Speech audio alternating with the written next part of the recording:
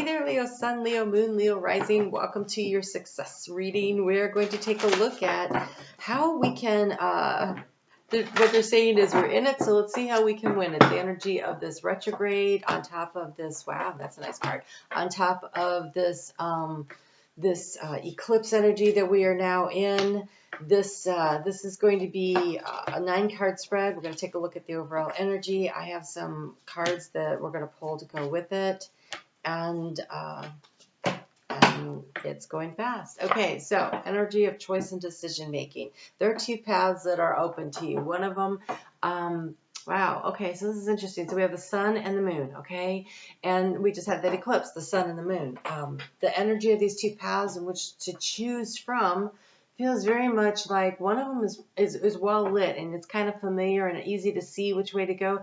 The other one is really taking the unknown path and going into the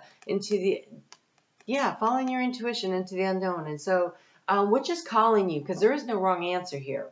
There is no wrong answer, they're saying. It's a choice. It's a choice and a decision, and you feel like you're at some kind of a crossroads right now. And the key to the situation that we have here is this card of the fox. Okay, so the fox is about the strategy, but if you'll notice, all these little fairies, elemental energy around it, that is really tuning in and using your intuition. And so there is a need to really, the key to the situation is to follow your intuition. This will allow you, look, and how do you transform the situation is through the heart space. So what seems like a good idea? What seems like fun? What seems like joy to you? Would definitely be a way to go. Before I get into it, because there are some difficult cards here, and so I want to go ahead and see what else they're going to bring through for the guidance, because I want to make sure that I'm bringing the right information. But again, in the area of the mice, we have the card of the flowers, which is to seek joy and to seek happiness, and the energy of what to anchor into, we have the mice. And so they're asking you where you are letting joy be stolen from you, where it's leaking out, the situations, so it could be coworkers or gossip, or it could be something that you're doing that, is there another way that you can do it where you can find the joy in it? Because that will help you to unburden yourself. This card of the burden of the sacrifice, the releasing, the letting go, in order to allow something new to come in, which is very much this energy that we just have coming in off of that eclipse energy that we have. It's the big release, to let go, to bring something in. And so here is the temple path.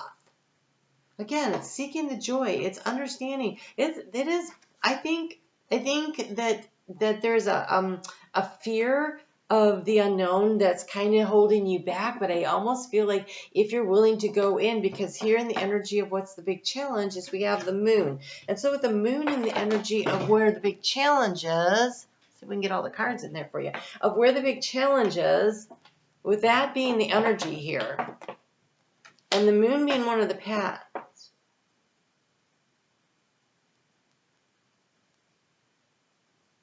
it really feels like if you could allow yourself to follow your internal guidance system.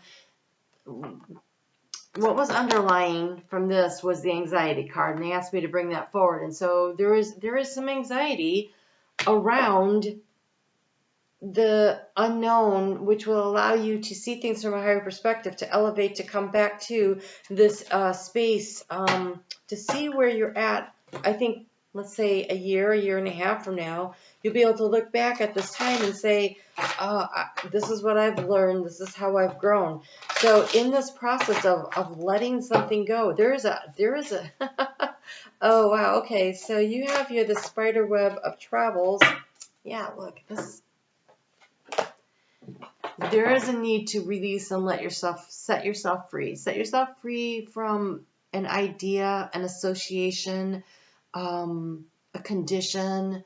So it could be a job, it could be a relationship, it could be both, it could be where you live or how you live in some way. But what is happening here is you are being given this opportunity to seek a new path. Not the familiar one, not the one that you've been on, not what you already know, but something new and something different that will allow you to discover, I believe, it feels like the truth of who you are. So you have here the spider web of travels, which says each time you travel the world, you return with more joy and soul expansion for the next chapter of your abundance, and you have the card of freedom. So for many of you, the path unknown, it may be simply you going someplace you've never been before to go on a vacation, to take a break, just to get in touch with yourself. And you come back refreshed, revitalized, and ready to move into the next step. For some of you, it is just simply getting away from that which is known to you in order to give yourself the freedom to think. So for some of you, that's it. You need to get away. You need to think. You need to spend some time on that. For others of you, it is an opportunity to explore a new line of work or a new creative project, whatever it is, because what's transforming is in the arena of the heart. And in the arena of the heart, we have the letter. And so this is messages that are trying to come through your heart space. And so I feel like there is a definite need for you to find some alone time to sit and to contemplate and to listen to your intuition, to allow these messages to come through. And so I think the key to success for you is to get out of your head and into your heart and really listen in. Listen in to what is being brought to you. Your spirit is trying to see you've been seeking knowledge, and the book has been closed to you. And I think it's closed because what you need to know isn't out there, it's in here. And so if you will allow yourself some space to move away, there is an opportunity to create abundance through a contract. It could be a soul contract. It could be a marriage contract, of course. It could be a business contract. It feels like there is, it's being promised to you in some way. Like somehow what it is that you are seeking, what it is that you want to receive, it's a soul contract. There is abundance that's waiting for you to find it. And that could be emotional abundance. So here in the area of action, and what you anchor yourself into, I want you to notice how both of those fairies are sitting there in what is basically that, was it Rodin? Rodin, he did that thinking man sculpture where the guy's thinking. This is that thinking pose. And so it's thinking about what is blocking the joy and what is blocking the happiness. And what is sapping your energy? And I think there's a need for you to do some real going in, and the freedom will come from when you figure out what truly brings you joy, what truly brings you happiness. And the strategy will follow. Knowing what steps to take next first comes from identifying what is truly of value to you, what is really important. And so, that really makes me feel that this is a process that is going to actually take you through the next 6 months. The eclipse energy we just came off of lasts about 6 months, but this is more related to the fact that Venus is about what you value. It is about relationship balance. It is about self-worth, self-value, self-esteem. It's about finances. It's about business and actually cultivating and manifesting them in the 3D. She is about all of that stuff. And she is about to enter your sign. She'll be there, I think is June 6th.